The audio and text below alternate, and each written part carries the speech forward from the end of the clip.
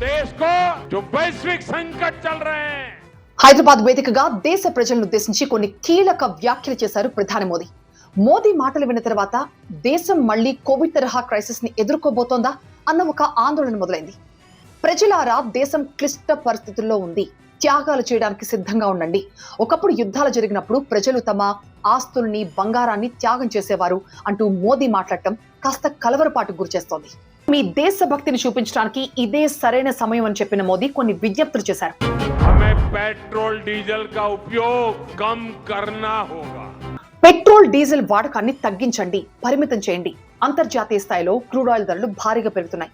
So ప్రజలు public transport తీసుకోండి, electric వాహనాన్ని ప్రిఫర్ చేయండి, మెట్రోలు తీసుకోండి. ఒకవేళ మీరు కార్ తీయాల్సి వస్తే కార్ పూలింగ్ చేయండి అని చెప్పారు. कि साल भर तक घर में कोई भी फंक्शन हो, कोई भी कार्यक्रम हो, हम सोने के गहने नहीं खरीदेंगे. బంగారం విషయంలో మోదీ చేసిన వ్యాఖ్యలు వింటే ఆశ్చర్యం కలగమానదు. ఈ పెళ్లిళ్ళు, పేరంటాలోని పొలోమని బంగారం కొనకండి, బంగారం చాలా ఖరీదైందిగా మారిపోయింది.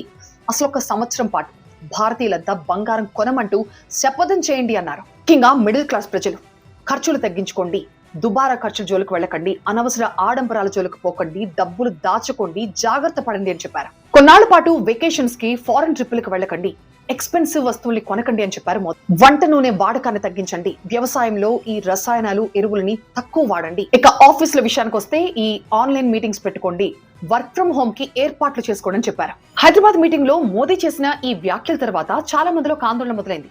ఏంటి, మళ్ళీ లాక్డౌన్ లాంటి సిచ్యువేషన్ వస్తుందా, కోవిడ్ తరహా సిచ్యువేషన్స్ మనం ఫేస్ చేయాల్సి వస్తుందా అని. ఇప్పటికిప్పుడు అలాంటి సిచ్యువేషన్ రాకపోయినా మనం ఇప్పటి నుంచి ప్రిపేర్డ్ గా ఉంటే రాబోయే గడ్డు పరిస్థితుల్ని ఎంతో కొంత సమర్థవంతంగా దేశం ఎదుర్కోగలుగుతుంది అన్నదే మోదీ మాటల వెనక సారాంశంగా నాకు అర్థమవుతోంది. ఇందుకీ మోదీ చేసిన ఈ అప్పీల్ మీకేమనిపించింది?